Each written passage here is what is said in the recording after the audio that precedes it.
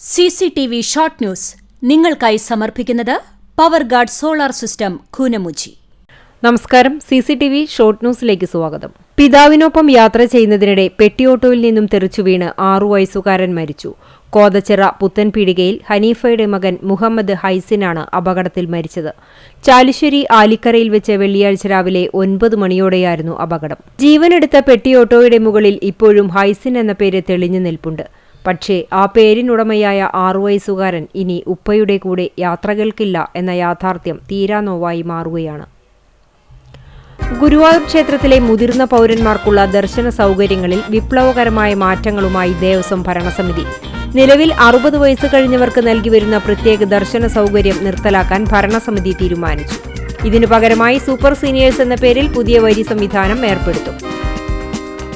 തളി കടുകശ്ശേരി തച്ചുകുന്ന് സഫിയ വധക്കേസിൽ Cheruthuruthy police arrest ചെയ്ത പ്രതിയെ സ്വർണം വിറ്റ എരുമപ്പെട്ടി ജ്വല്ലറിയിൽ കൊണ്ടുവന്ന് തെളിവെടുപ്പ് നടത്തി. കടുകശ്ശേരി വെട്ടുകാട്ടിൽപ്പടി വീട്ടിൽ ശരത്തിനെയാണ് എരുമപ്പെട്ടി ശ്രീകൃഷ്ണ സിൽവർ ജ്വല്ലറിയിൽ കൊണ്ടുവന്ന് സ്വർണ്ണാഭരണം കണ്ടെടുത്തത്. പാവർട്ടയിൽ നിയന്ത്രണം വിട്ട കാർ വൈദ്യുതി പോസ്റ്റിലിടിച്ച് കനാലിലേക്ക് മറിഞ്ഞു. അപകടത്തിൽ ആളപായമില്ല. വെള്ളിയാഴ്ച രാവിലെ 8:30യോടെയായിരുന്നു അപകടം. Kalanidhi centre for Indian arts and cultural heritage ട്രസ്റ്റിന്റെ ശ്രീകൃഷ്ണാമൃതം ദൃശ്യമാധ്യമ ശ്രേഷ്ഠ പുരസ്കാരം CCTV റിപ്പോർട്ടർ KV സുബൈറിന് സമ്മാനിച്ചു. കലാനിധി സംഗീതഭൂഷൺ പുരസ്കാരം ഗായിക വൈക്കം വിജയലക്ഷ്മി ഏറ്റുവാങ്ങി.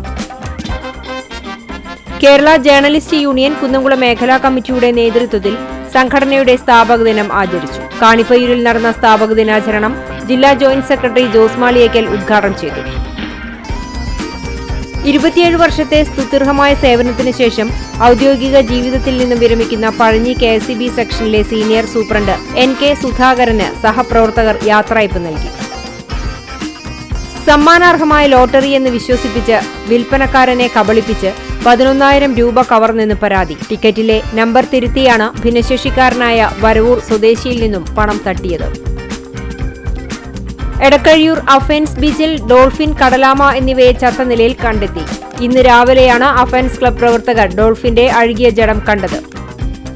ഗുരുവായൂർ നഗരസഭയുടെ ആഭിമുഖ്യത്തിൽ തണ്ണീർപന്തൽ ആരംഭിച്ചു. ഗുരുവായൂർ സത്യാഗ്രഹ സ്മാരക കവാടത്തിന് സമീപം ആരംഭിച്ച തണ്ണീർപന്തലിന്റെ ഉദ്ഘാടനം നഗരസഭാ ചെയർപേഴ്സൺ സുനിത അരവിന്ദൻ നിർവഹിച്ചു. വടക്കേക്കാട് തടാകം ഫൗണ്ടേഷനിൽ പ്രവർത്തിക്കുന്ന തണൽ റീഹാബിലിറ്റേഷൻ സെന്ററിന്റെ നേതൃത്വത്തിൽ വനിതാ സംഗമം നടത്തി.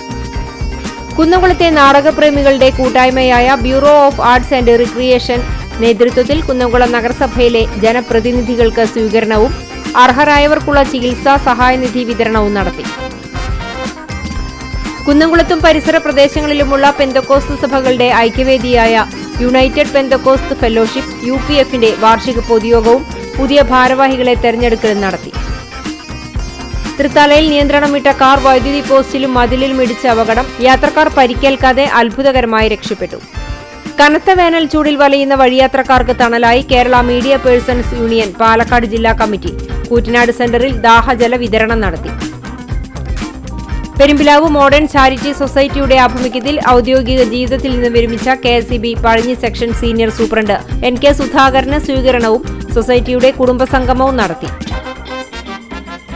സാർവദേശീയ തൊഴിലാളി ദിനം വിവിധ സംഘടനകളുടെ നേതൃത്വത്തിൽ ആചരിച്ചു. ചുമട്ടുതൊഴിലാളി രംഗത്ത് 42 വർഷം പൂർത്തീകരിച്ച കൂനമുച്ചിയിലെ INTUC തൊഴിലാളി TV ബാബു വിരമിച്ചു. എരനെല്ലൂർ ഗ്രൗണ്ട് ബോയ്സ് ക്ലബിന്റെ 12ാം വാർഷികാഘോഷത്തിന്റെ ഭാഗമായി നടത്തിയ അരി വിതരണത്തിന്റെ ഉദ്ഘാടനം എരനെല്ലൂർ പരിശുദ്ധ കൊന്തമാതാവിൻ ദേവാലയം വികാരി ഫാദർ സെബി പുത്തൂർ നിർവഹിച്ചു. കോലഞ്ചേരി കാൽവറി പ്രയർ ഫെലോഷിപ്പിന്റെ നേതൃത്വത്തിൽ പ്രതിമാസ ഏകദിന സുവിശേഷ യോഗം മെയ് 3 ഞായറാഴ്ച കുന്നംകുളത്ത് നടക്കും.